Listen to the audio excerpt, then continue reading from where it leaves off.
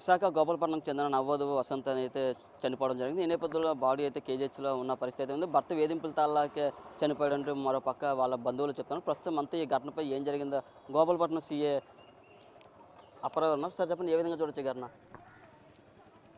నిన్న రాత్రి సుమారు 10:45 గంటల సమయంలో 100 డైల్ కాలౌట్ వచ్చిందండి. ఒక మహిళ ఆత్మహత్య చేసుకుంది, ఉరి వేసుకొని అని చెప్పేసి. వెంటనే మేము రష్ అయ్యాము. ఈలోపు అమ్మాయిని సర్వైవ్ చేయడానికి అని చెప్పి వాళ్ళు అమ్మాయిని స్థానిక బెహ్రా హాస్పిటల్కి అని చెప్పేసి వాళ్ళు షిఫ్ట్ చేశారు. అయితే అక్కడికి వెళ్ళిన తర్వాత ఈలోపు వాళ్ళ ఫ్యామిలీ మెంబర్స్ని కూడా పిలిపించాము. ఏంటి ఈ రెండు ఫ్యామిలీల మధ్యని ఏంటి ఇష్యూ ఏమైనా ఉందా అని చెప్పి అడిగేసరికి ఈ అబ్బాయి గురించి కొన్ని విషయాలు వాళ్ళ ఫ్యామిలీ మెంబర్స్ చెప్పడం జరిగింది. అబ్బాయికి కొన్ని దురలవాట్లు ఉన్నట్లు, ఆయన కొన్ని ఏంటంటే సెక్సువల్గా ఉద్రేకం పొందడానికని కొన్ని ట్యాబ్లెట్లు యూట్యూబ్లో అవి చూసి ఆ ట్యాబ్లెట్లు అవి వేసుకొని ఈ అమ్మాయిని కొద్దిగా లైంగికంగా వేరే రకంగా సపోర్ట్ చేయమని చెప్పి అమ్మాయిని బలవంత పెడుతున్నట్లు, ఆ అమ్మాయి సపోర్ట్ చేయలేనట్టు వాళ్ళ అమ్మగారాలకి కూడా ఈ అబ్బాయి మీ అమ్మాయిని నాకు సపోర్ట్ చేయమని చెప్పి గతంలో చాలాసార్లు వాళ్ళ ఫ్యామిలీ మెంబర్స్కి వాళ్ళ అమ్మకి కూడా డైరెక్ట్గా అడిగినట్లు వాళ్ళే చెప్తున్నారు వాళ్ళ మదరాళ్ళును. అయితే తర్వాత ఇన్వెస్టిగేషన్లు ఏంటంటే ఈ అబ్బాయి ఆ ట్యాబ్లెట్లు వాడుతున్నట్లు కూడా అంగీకరించాడు.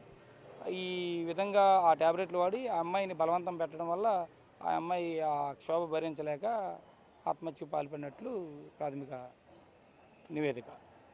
పూర్తి గతంలో ఎలా ఉండేవాడు అనే అంశాలని చెప్పారు. గతంలో ఎలా ఉండేవాడని ఏమీ లేదు. ఆల్రెడీ 1 డే అయింది ఇన్వెస్టిగేషన్ స్టార్ట్ అయ్యి. అయితే ఈ అబ్బాయి ఏంటంటే ప్రత్యేకంగా యూట్యూబ్లో వేరే వీడియోలన్నీ కూడా చూస్తూ దానికి చూసి ఉద్రేకుడై ఆ ట్యాబ్లెట్లు అవి వాడి కొద్దిగా నాకు పొటెన్షి ఎక్కువ కావాలి అన్న దాని మీద వాడి ఈ చెడు అలవాట్లకి పాల్పడి అమ్మాయిని వేధించినట్లు సమాచారం. పెళ్ళి ఎన్నాళ్ళు అయింది? పెళ్ళి 11 నెలలు అవుతుందండి. ఏ ఊరికి చెందిన?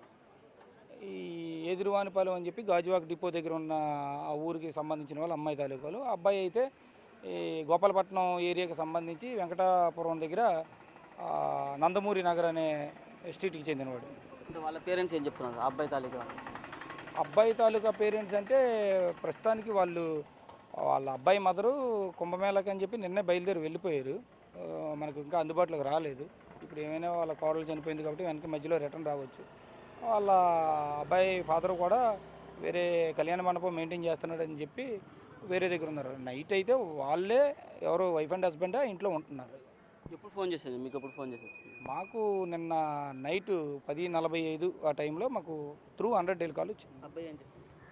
అబ్బాయి ఎలక్ట్రీషియన్ అండి, ఎలక్ట్రీషియన్గా వర్క్ చేస్తున్నాడు. అంటే పూర్తిగా గతంలో కూడా పూర్తిగా ఇటువంటి ఘటనలు విశాఖలో విశాఖలో అంటే లేదు, ఇది కొంతమంది ఈ యూట్యూబ్ ఆన్లైన్లో చూసి దురలవాట్లకి అలవాటు పడి అవి చూసి కొత్తగా పనికిమాలిన ఆలోచనలు అవి వచ్చి చెడు వ్యసనాలకు లోనయ్యి ఇలా తయారవుతున్నారు.